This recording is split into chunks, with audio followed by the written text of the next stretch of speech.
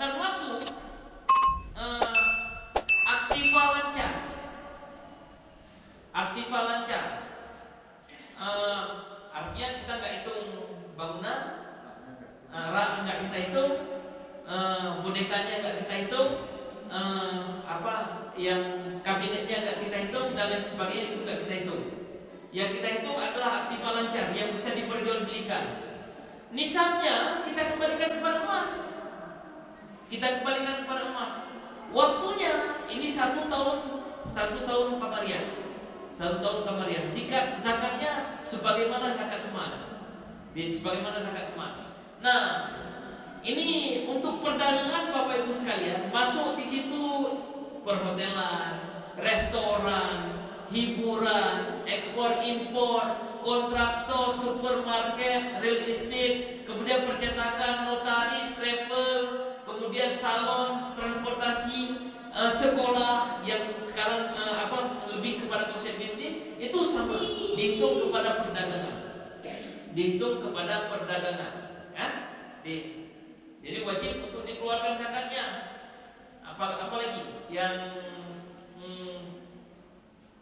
termasuk perusahaan yang kita sebutkan tadi. Nah, syaratnya mencapai nisab ataupun haul. Nisabnya tadi berapa? 85 gram emas. Jadi dihitung kepada nisab emas. Haulnya 1 tahun kamariah, itu jelas. Hak kepemilikan penuh dan tidak ada hutang. Artinya juga kita nanti akan potong hutang, nanti. Kemudian sudah digunakan kebutuhan pokok. Kebutuhan pokok ini maksud adalah kalau saya sebagai pedagang termasuk untuk gaji karyawan, ongkos kirim, dan lain sebagainya. Kemudian barang yang dijual belikan adalah halal. Ini barang jual belikan halal. Jadi kalau nggak halal nggak ada wajib zakat. Jadi rumusnya adalah aset lancar atau aktiva lancar dikurangi utang modal, kemudian kali 2,5%. Kita contohkan. Nih, sebuah perusahaan mebel pada tutup buku per Syawal, berarti dia Syawal tahun kemarin mulai bisnisnya. Yang dia punya mebel belum terjual ada 5 set, itu dihargakan sekitar 20 juta.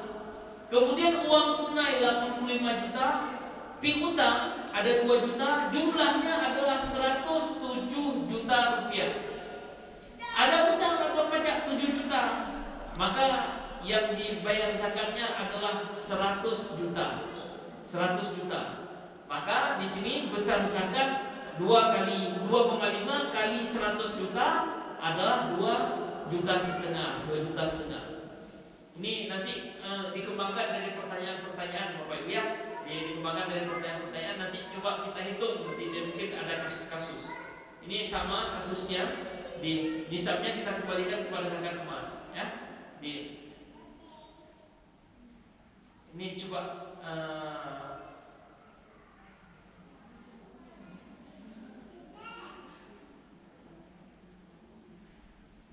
ini kira-kira udah sampai zakat belum? Ya. Coba dilihat. Belum Pak. Kenapa Pak belum Pak? Belum sampai 85 gram emas. Jadi sekarang kalau itu mau saya lihat amount ataupun jumlah saldonya itu 26 juta. 26 juta kalau 26 juta sekarang 1 gram emas berapa harganya? Berapa? 870.000. Kayaknya berbulan ya. Ya, ada 2 kemungkinan. Nah, ada kemungkinan beli ya, kemungkinan ya berarti 870.000 kali 85 gram berapa? 73 juta. Berarti ini jauh masih kena zakatnya ya. Jauh kena zakatnya. Oke.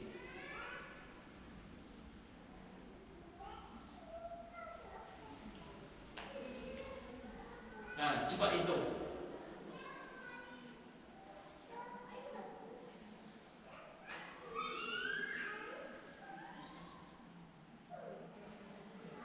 pertama ini ada penghasilannya 850 juta.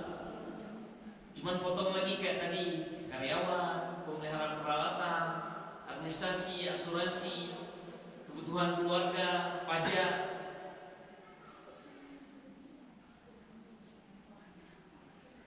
Ada yang udah dapat?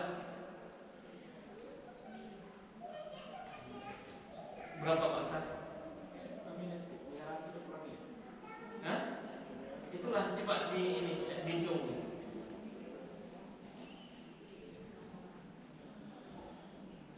Ada yang udah dapat?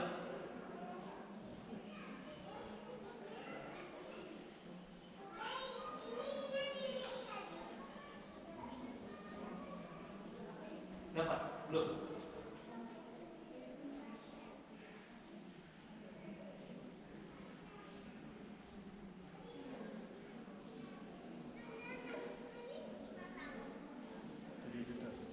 Tujuh juta. 7 juta 206.250. Coba jelaskan ke saya cara hitungnya. 850 juta dikurangi dengan Itu semua kali 2,5 kali 2,5 ya 7 juta 206.000 apa 7 juta 206.250. Ini zakatnya. Zakat rikas. Ini kayak tadi kita bilang rikas, penemuan barang berharga. Jadi rikas itu beda dengan mukata, ya. Gak ada nisab, gak ada waktu juga, langsung waktu ditemukan. Maka zakatnya adalah 20% jika emas perak, jika bukan emas dan perak 2,5%. Berarti kalau bukan emas perak, contoh yang lagi yang bukan emas perak berapa? Berlian itu kalau mau bagusnya ke emas perak, karena masuk ke ini apa misalnya logam mulia, masuk logam mulia. Masuk dia bukan emas perak, Mia mungkin Pak ya, di batu bara, apalagi yang sifatnya ini barang-barang peninggalan, ini apa misalnya yang barang tambah. Pasir maksudnya? Ya? Pasir. Galenci kayaknya nggak masuk ke rikas dia. Karena bukan barang ini. Cuma nanti apakah kena zakat dari galenci? Kena melalui zakat perdagangan. Barang antik bernilai. Itu tetap masuk Pak. Masuk di Bukan emas. kalau barang antik bernilai seperti arca itu kalau memang mau mengeluarkan zakat itu lebih bagus ambil yang maksimalnya. Tapi kalau ngambil yang rendahnya boleh juga, gitu. Boleh juga. Di rikas berbeda dengan muqatta. Di contoh rikas, oke, coba ini. Seorang penggali sumur menemukan arca dari emas. Arca dari emas seberat 80 kilo. Berarti hitungkan berapa kilo dia zakatnya. Tadi berapa zakatnya? 20%. Kenapa 20%? Emas perak. Berarti dengan 20%, 80 kali 20 berapa? 20%. 16. Ya, 16 kilo. Kemudian seseorang menemukan pedang zaman dulu yang berharga. Ia berikan kepada pemerintah untuk dimuseumkan. Lalu pemerintah memberikan hadiah berupa uang sebesar 50 juta.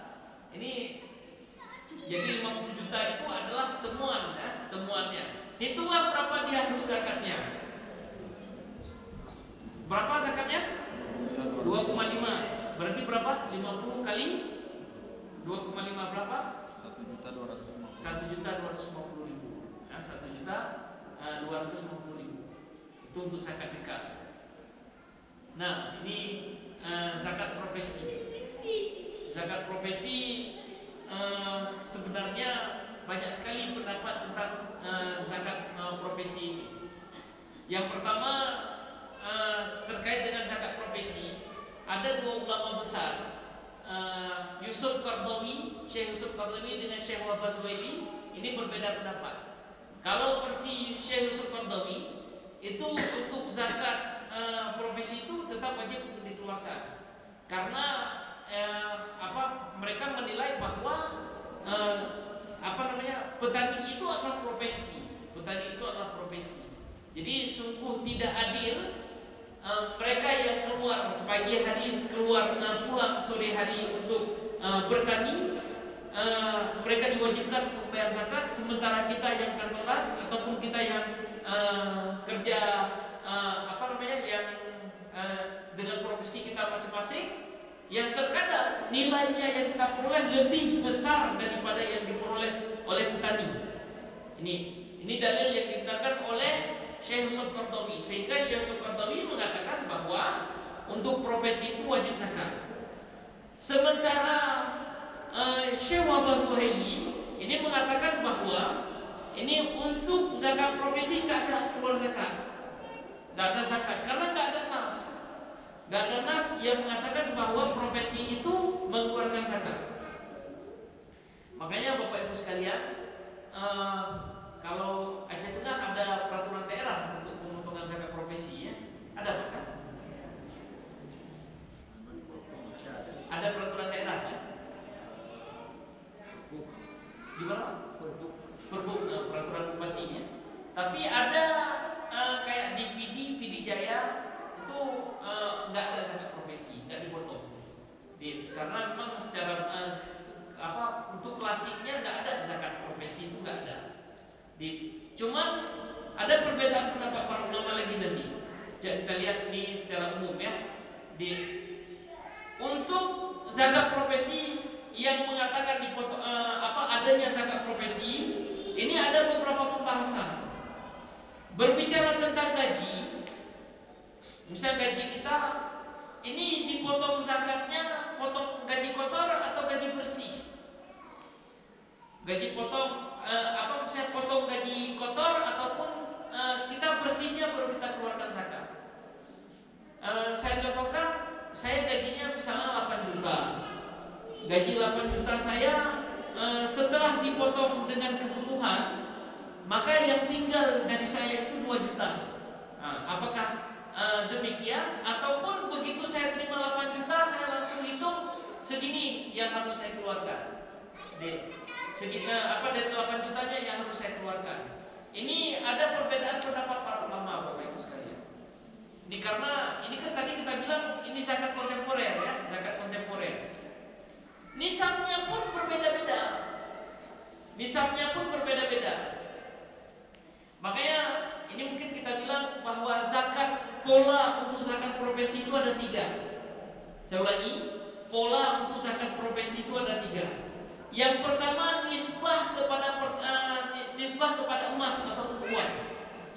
Jadi yang dihitungnya adalah kalau dinisbah kepada uang, maka di sini zakatnya itu 85 gram emas. Itu kalau dinisbah kepada emas. Kalau dinisbahkan kepada yang kedua, dinisbahkan kepada pertanian, berarti zakatnya adalah 600 berapa tadi? 624 kilo. 624 kilo ini nisabnya. Nanti kita hitung gaji kita itu sampai enggak dengan 624 kilo itu. Makanya di sini kalau nisbahnya kepada emas, zakat yang dikeluarkan adalah 2,5%. Saya ulangi, nisbah kepada emas, zakat profesi kita adalah 2,5%. Tapi kalau nisbah kepada pertanian, nisbah kepada ziraah, maka zakat kita itu adalah 5%. Zakat kita itu adalah 5%. Pola yang ketiga adalah penggabungan antara zakat pertanian dengan zakat emas. Saya ulangi, pola yang ketiga adalah menggabungkan antara zakat emas dengan zakat pertanian. Sehingga di sini secara pengeluarannya itu yaumah hasadih. Setiap kita panen kalau Bapak Ibu panen tanggal berapa? Misalnya tanggal pengajian. Jadi itu ikut kepada pertaniannya. Sementara ikut kepada uangnya, nisab emasnya, kita ikut kepada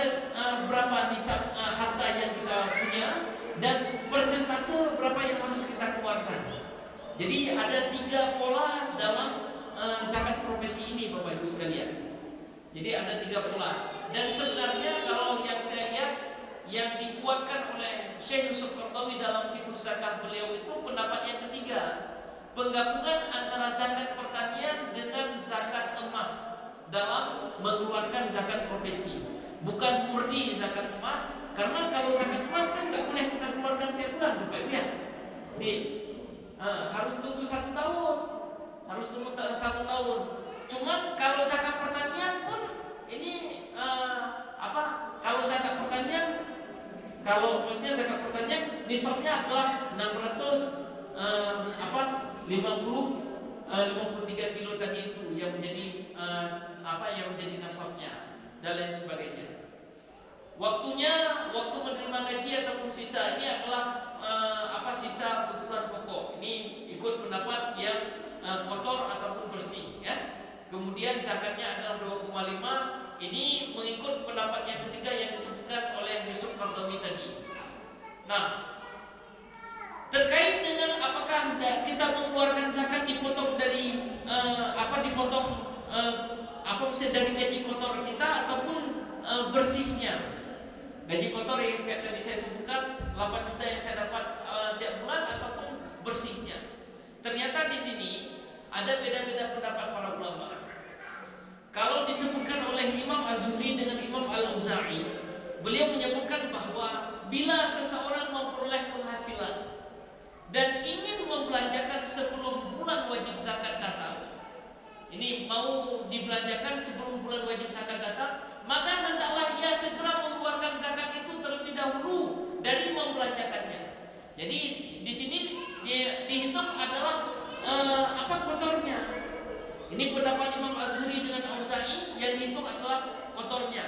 Jadi tanpa kita mengurangi kepada kebutuhan yang kita pakai. Karena kalau dalam pertanian sekarang gini Bapak Ibu, untuk pertanian itu bisa dibilang hampir menjadi ittifaq meskipun ada yang berbeda. Itu kita mengeluarkan tanpa kita potong kebutuhan untuk biaya panen, biaya tanam, itu enggak dipotong untuk pertanian. Maka di sini Imam Az-Zuhri lebih condong untuk kita keluarkan dari zakat profesi ini pun kita keluarkan secara kotornya tanpa kita potong terlebih dahulu. Meskipun Syekh Yusuf Qaradawi mengatakan ini berdasarkan kepada riwayat Imam Al-Bukhari dari Hakim bin Hizam bahwa Rasulullah SAW bersabda, dan paling baik zakat itu dikeluarkan dari kelebihan kebutuhan. Artinya setelah kita potong kebutuhan kita, dan kebutuhan yang dimaksud adalah kebutuhan yang sifatnya primer. Ini artinya kebutuhan pokok. Maka di sini Bapak Ibu sekalian, kalau 2 tokoh ekonomi, tokoh zakat di Indonesia, ini misalnya saya contohkan Ustaz Syafi'i Antonio dengan Didin Hafiduddin. Kalau Persi Syafi'i Antonio itu beliau mengikut kepada Yusuf Qaradawi, tapi kalau Persi Ustaz Didin Hafiduddin beliau mengikut kepada Imam Az-Zuhri. Jadi artinya kayak tadi ada yang potong, ada yang tidak potong. Karena ini masing-masing punya dalil. Saya contohkan ini saya kerja di Deplu, gaji saya 130 juta per bulan. Atau jangan Deplu lah ya, Menq. Saya kerja di Kemenq. Gaji saya 500 juta per bulan, 500 juta. Saya punya anak 5. Ini bukan dari selain bisa. Jadi punya anak 5, 1 di Amerika, 1 di Inggris, 1 di Australia, yang 1 lagi di Arab, 1 lagi sama saya.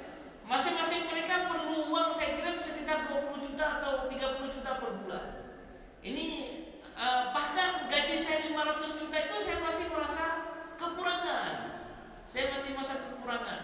Ini kalau dipotong, ini yang disampaikan oleh Ustaz Didi, kalau dipotong maka cuma 500 juta penghasilan tapi tidak kena zakat karena dipotong dengan kebutuhan biaya pendidikan anak yang disebutkan tadi. Maka di sini sebenarnya kalau kita mengambil jalan tengah, seandainya dipotong, ini potong yang wajib-wajib, yang potong yang wajib-wajib, yang standar. Jangan nanti misalnya kebutuhan baju anak setahun itu perlunya misalnya 3, tapi kita beli 10-10-nya kita potong, jangan demikian. Ya. Untuk 3 itu oke lah kita potong, ya, dan lain sebagainya.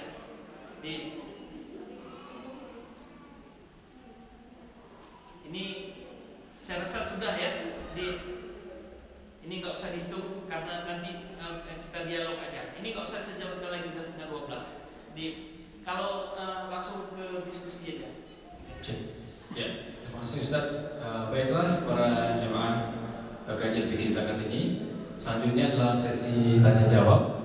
Mungkin untuk pertanyaannya kami persilahkan untuk 3 penanya terlebih dahulu. Untuk Bapak, silakan Pak.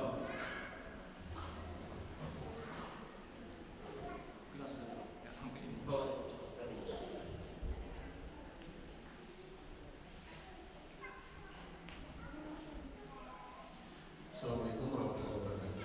Terima kasih atas waktu berbicara. Saya ada 3 pertanyaan. Yang pertama yang menyangkut dengan zakat fitrah. Zakat fitrah itu adalah zakat wajib. Jadi kita seperti disebutkan oleh Ustaz tadi, kita membayar zakat fitrah itu ada yang ditentukan oleh panitia infrastruktur sampai tanggal 23 atau 27 Ramadan. Sementara kita kadang-kadang mudik. Sedangkan wajib zakat itu pada saat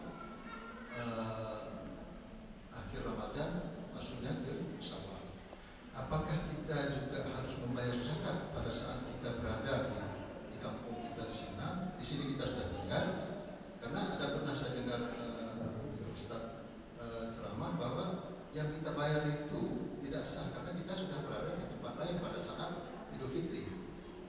Yang kedua, yang menyangkut dengan yang tadi haul ini gaji zakat profesi itu 1 bulan kita gaji, sementara nggak pernah mungkin haul itu tercapai karena setiap bulan itu uang itu sudah habis. Itu Ustaz.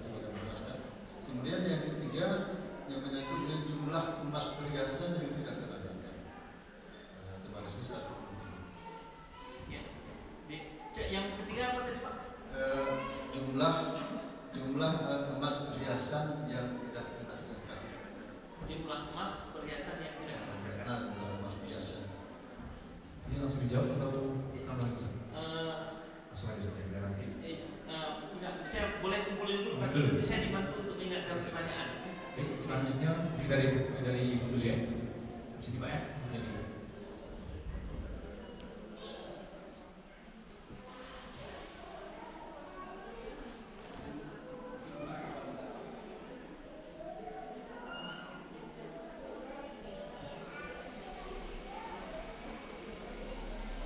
Kalau suaranya keras bisa langsung Bu, tapi kalau nggak keras pakai mic. Ya. Waalaikumsalam. Yang pertama tentang zakat fitrah, Ustaz. Ketika kita menyerahkan zakat fitrah itu apakah harus pakai ijab kabul? Ya. Karena kami lihat di beberapa tahun seperti di kampung kami itu ada semacam akad yang diucapkan. Terus anehnya Ustaz, bagi ibu-ibu yang tidak ada suaminya mungkin ya, Pak Imamnya harus salaman gitu. Harus salaman ketika menyerahkan, itu gimana Ustaz? Yang kedua, tadi ada pertanyaan titipan yang beliau tidak bisa hadir. Apakah boleh memberikan zakat itu kepada saudara kandung? Ya. Dan bagaimana persennya untuk 8 asnafu, apakah harus secara keseluruhan diberikan? Terima kasih. Assalamualaikum warahmatullahi wabarakatuh. Terima kasih.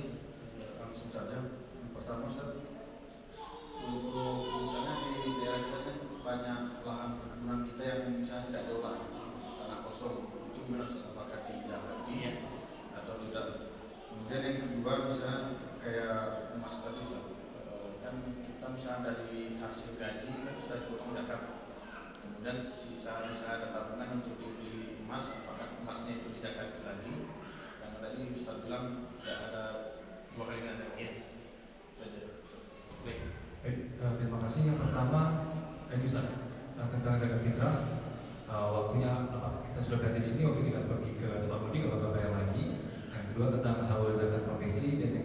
tentang jumlah emas yang tidak kena zakat. Itu dulu. Baik. Terima kasih. Yang pertama terkait dengan waktu kita bayar zakat. Kayak tadi disebutkan bahwa kita misalnya tanggal 27 Ramadan kita udah pulang kampung. Apa kita harus bayar di kampung ataupun cukup dengan yang sudah kita bayar di waktu keberadaan kita di Tandingan? Ini coba Bapak lihat apa yang ada di slide, Pak. Nampak lagi.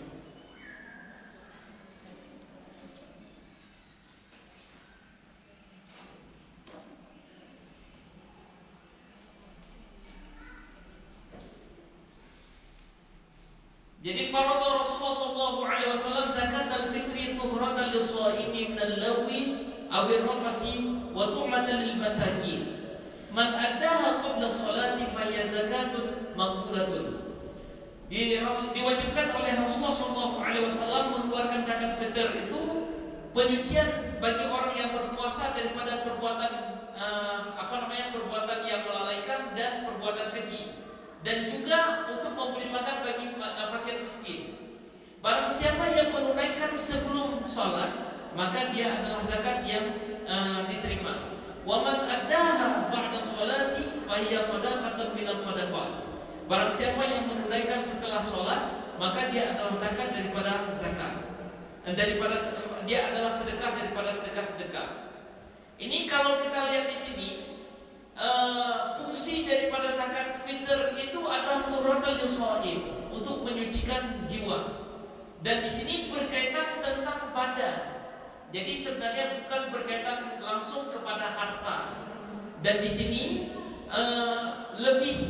mayoritas pendapat para ulama mengatakan di mana badan kita berada, sangat kewajiban zakat fitr itu kita tunaikan, itu lebih bagus untuk kita bayar di situ.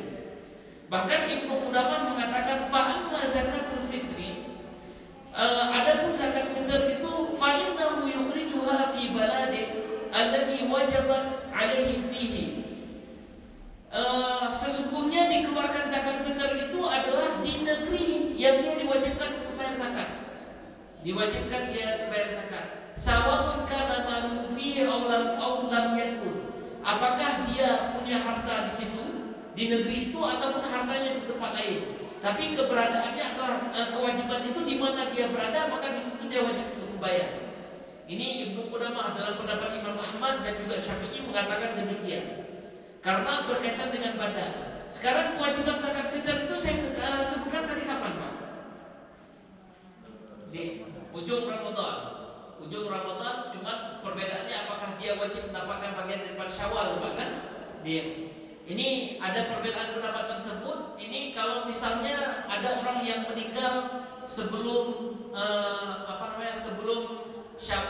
sebelum tenggelam matahari 30 Ramadan, ataupun ada orang yang lahir tengah malam daripada tanggal 1 Syawal. Ini perbedaan pendapat para ulama terkait dengan hal tersebut.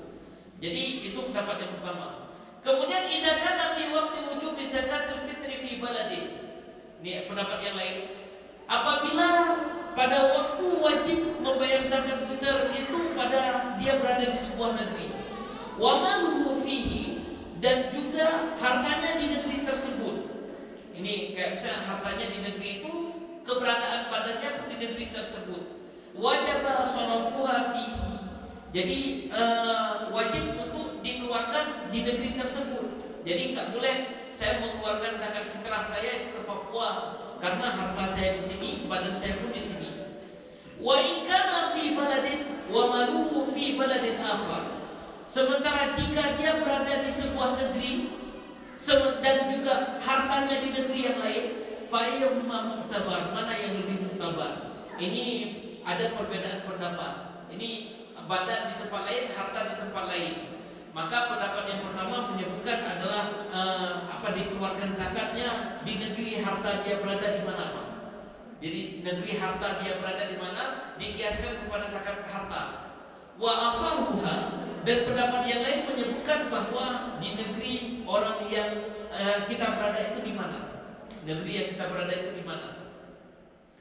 Tapi menurut Syekh Abdul Rahman bin Al-Husain Al-Ba'lawi.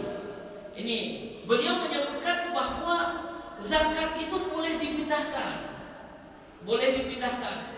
Jadi tidak berkaitan tentang keberadaan badan dan tidak berkaitan tentang keberadaan harta di mana. Jadi itu pendapat-pendapat yang menyebutkan terkait misalnya keberadaan kita nanti malam hari raya kita berada di mana sehingga kita mengeluarkan zakat di mana. Itu perbedaan pendapatnya. Dipahami Pak ya? Kemudian yang kedua, haul zakat profesi. Ini kalau kita mengikut kepada emas Pak, tetap 1 tahun. Tetap 1 tahun. Tapi kalau kita mengikut kepada zakat pertanian ya setiap tanggal 1 gajian. Setiap panen. Makanya di sini dihitung untuk menggabungkan antara pertanian dengan emas. Pertanian dengan emas. Kan kalau pertanian nggak ada haulnya, baik panennya dihitung, cuman ada nisabnya. Ada nisab, nggak ada haulnya. Jadi untuk tergantung kita berkiblat kemana berbicara tentang zakat profesi tadi. Kalau berbicara tentang zakat berkiblat kepada emas ya silakan haulnya 1 tahun berarti. Jadi kalau berkiblat kepada pertanian nggak pakai haul. Kalau mencampurkan di antara keduanya sebagaimana yang saya sampaikan tadi. Kemudian batasan perhiasan yang boleh digunakan sehingga tidak kena zakat, nggak ada batas, nggak ada batas. Ini misalnya bapak ini bapak pakai ini untuk nabung, tapi gimana caranya biar jangan sampai kena zakat? Nanti gelas bapak buat dari emas, dompet dari lapisi emas. Jadi biar nggak kena zakat. Soalnya kalau barang-barang tersebut bapak pakai dan sebagainya itu nggak kena zakat. Cuma kita sulit Pak ya untuk pakai karena laki-laki nggak boleh pakai emas. Jadi kalau ini tempat simpan emas biar jangan kena zakat, ya berarti sama ibu-ibu ceritanya. Jadi ini adalah celah sebenarnya biar kita jangan sampai kena zakat. Ada celah lain mungkin ya. Tadi Bapak Ibu sekalian, ini saya jadi untuk menghindari bayar zakat. Tapi artinya sebenarnya kondisi tersebut nggak wajib bayar zakat. Saya contohkan gini, tadi nisab emas berapa? Kita ini kan ke uang berapa? 72 juta. Biarlah 73 Pak ya. 73 juta. Artinya kalau uang saya terdiam di tabungan 73 juta lebih, itu wajib bayar zakat atau enggak Pak? 1 tahun wajib bayar zakat. Nah, ini untuk menghindari bayar zakat pas sampai haulnya, misalnya sampai zakat Bapak itu Ramadan tahun ini. Sebelum masuk Ramadan tahun ini, tarik terus 10 juta. Itu pakai yang lain dulu, dan lain sebagainya. Itu itu maksudnya hilah yang dipakai untuk menghindari zakat. Tapi sebenarnya kalau bahasa kasarnya kalau nggak mau bayar zakat, nggak usah bayar aja. Kenapa harus pakai hilah-hilah yang seperti itu? Ya? Kira-kira demikian. Oke, yang berikutnya. Selanjutnya mengenai zakat fitrahnya apakah harus menggunakan ijab kabul? Nggak ada. Untuk zakat fitrah tidak ada ijab kabul. Cuma dipastikan bahwa wajib untuk berniat bagi mereka yang menunaikannya. Jadi yang menunaikan wajib berniat, nggak mesti harus saya tidak diwajibkan kita sebagai sebagai muzaki untuk mengatakan saya keluarkan zakat fitrah saya. Yang mustahilnya untuk tidak wajib untuk mengatakan saya terima zakat ibu. Nggak diwajibkan seperti itu. Jadi kalau ada salaman itu udah ada dosa lipat, ya. Jadi tidak dibolehkan untuk melakukan demikian. Ya. Kemudian terkait dengan tadi titik bapaknya lupa saya. Tadi Pak. Boleh enggak saudara kandung? Dia tidak dibolehkan untuk membayar zakat kepada orang yang wajib kita nafkahi. Apakah kita wajib membayar zakat kepada saudara kandung? Nah, kita tidak wajib untuk membayar zakat kepada saudara kandung. Artinya selama kita tidak wajib untuk membayar zakat kepada saudara kandung, tidak wajib kita memberi nafkah kepada saudara kandung, kita boleh memberi zakat kepada dia. Ini misalnya ibu kerja nih. Misalnya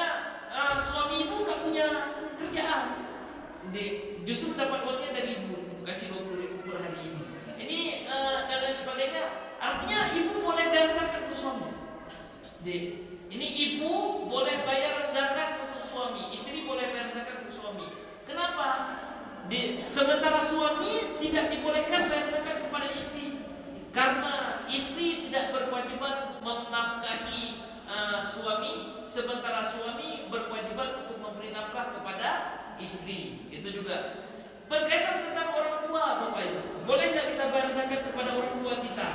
Ini kita bayar zakat kan kepada orang tua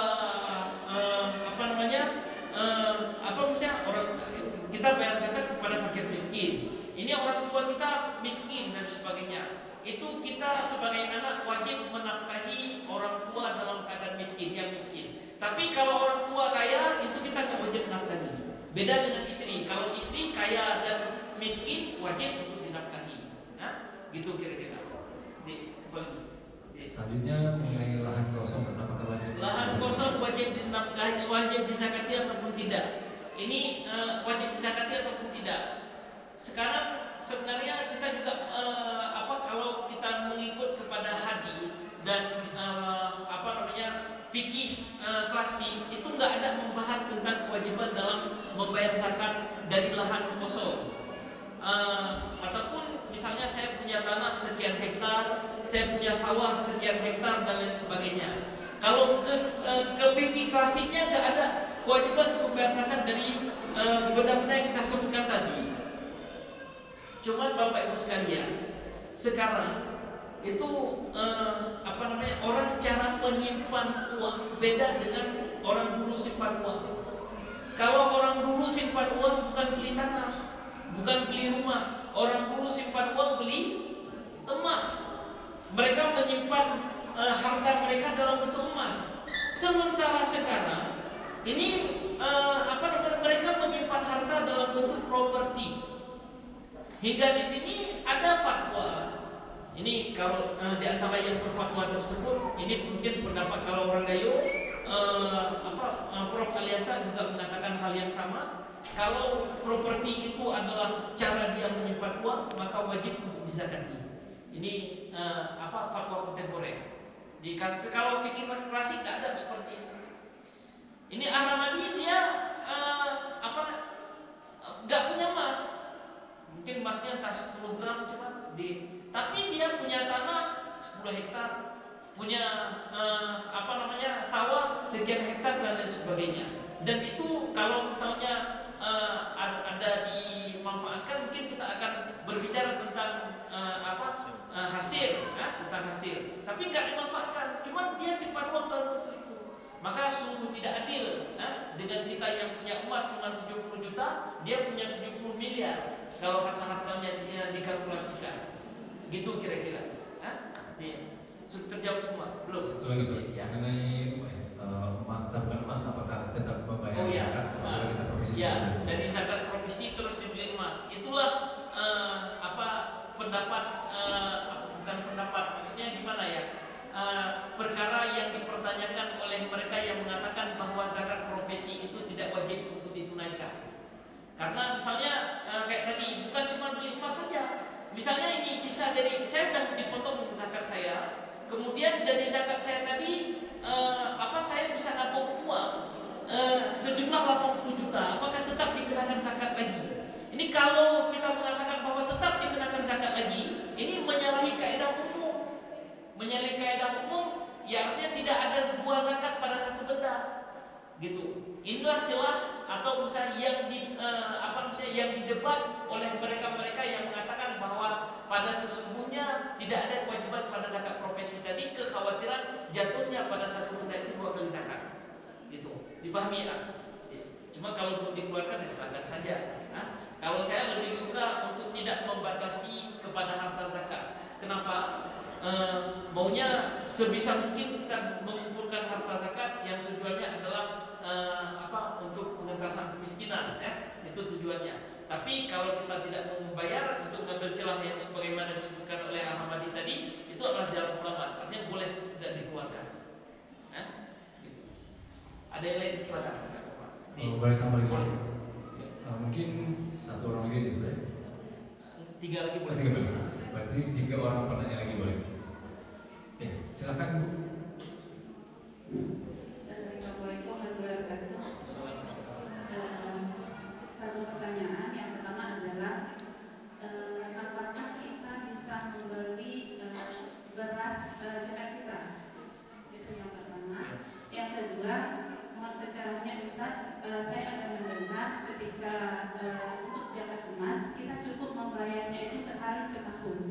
Artinya ketika misalnya tahun ini kita sudah sampai nisab zakat kita, zakat emas kita 85 gram misalnya, maka tahun depan kita tidak lagi wajib membayar, cukup ketika ada tambahan. Nah, yang ketiga, ketika misalnya kita memiliki emasnya itu adalah nilainya 200 gram misalnya, apakah kita menghitung zakatnya itu 200 gram kali 2,5% atau 160 gram saja? Nah, ini saja Ustaz, terima kasih. Assalamualaikum warahmatullahi wabarakatuh. Assalamualaikum warahmatullahi wabarakatuh. Pertanyaannya Ustaz, penasaran dengan zakat kopi Ustaz? Boleh dijelaskan sedikit? Boleh. Terima kasih. Assalamualaikum warahmatullahi wabarakatuh. Mungkin satu orang lagi. Ustaz, satu lagi. Oh ya, tambah dulu ya. Lanjut tentang lahan kosong tadi Ustaz. Ya. Kita saya mengenal kayak ini. Ada masyarakat yang dia kaya harta, tapi dia tidak punya uang. Nah, ketika misalnya lahan kosong ini mau nilainya 700 miliar misalnya, tapi itu terdiam, sementara dia tidak punya uang. Nah, itu untuk membayar zakat lahan kosongnya ini bagaimana Ustaz? Terima kasih Ustaz. Cukup Bu ya. Satu orang lagi tidak dulu Bapak. Tidak dulu Bapak coba. Nanti kalau Bapak lagi. Atau boleh? Oke, dari kami Bu boleh satu orang lagi.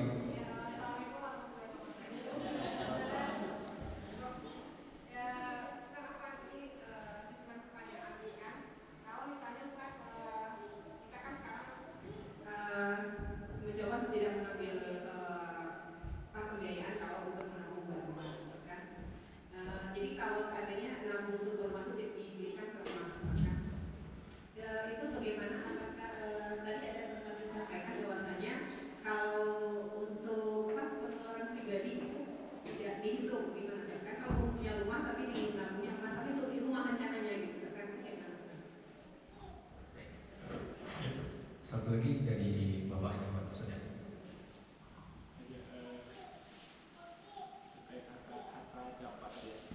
Ya.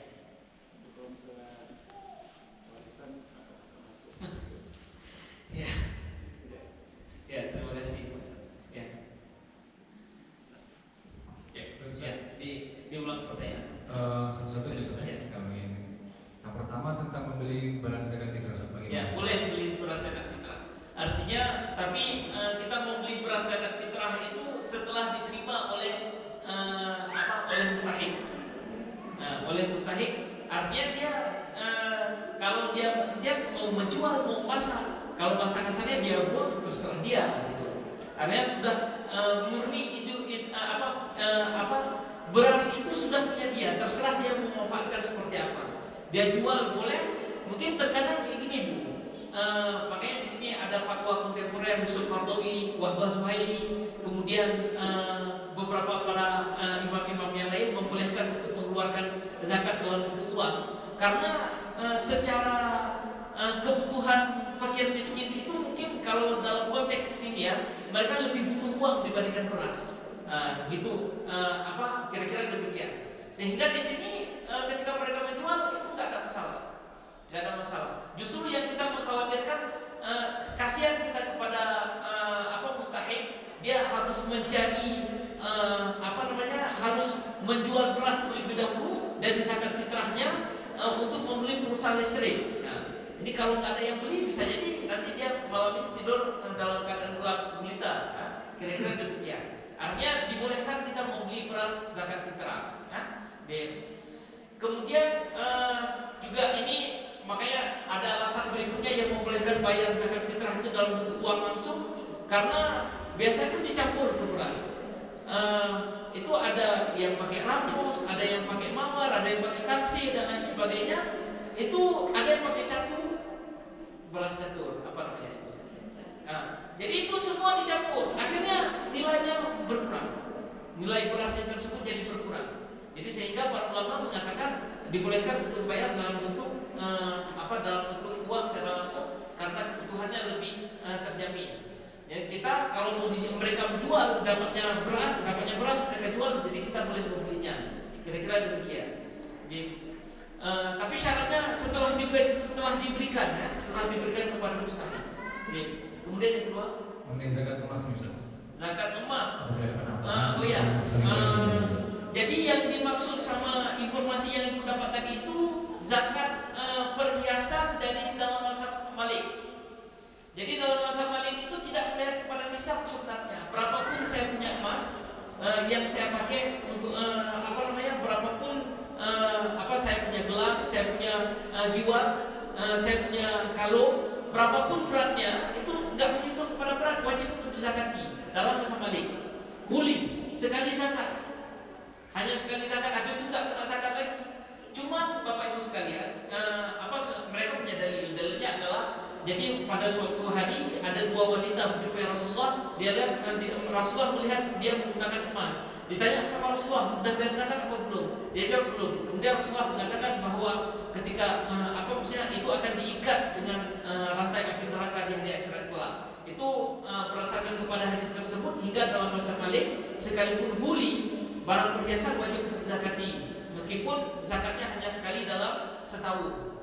Sekali dalam seumur hidup, sekali kita punya harta perhiasan tadi. Sementara dalam mazhab Syafi'i nggak ada zakat huli itu perhiasan, nggak ada dalam mazhab Syafi'i, nggak ada zakat perhiasan.